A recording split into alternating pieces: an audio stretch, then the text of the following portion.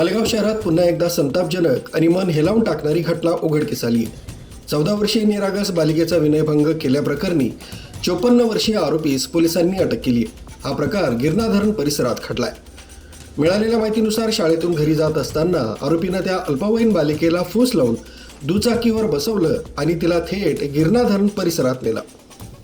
तिथं तिच्यावर गैरप्रकार केल्याचं उघड झालंय. परिसरातील काही नागरिकांना हा संशयास्पद प्रकार जाणवताच त्यांनी तत्काळ धाव घेत आरोपीला पकडलं आणि पोलिसांच्या ताब्यात दिलंय. घटनेनंतर धास्तावलेल्या त्या बालिकेची वैद्यकीय तपासणी करण्यात आली.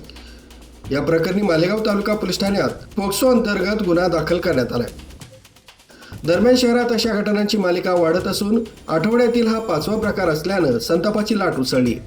नागरिकांकडून अशा अमानुष कृत्याला कठोरात कठोर शिक्षा झाली पाहिजे अशी जोरदार मागणी केली जाते.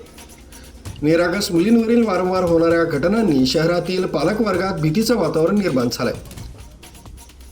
मुलींच्या सुरक्षेबाबत गंभीर प्रश्नचिन्ह उभे राहिले.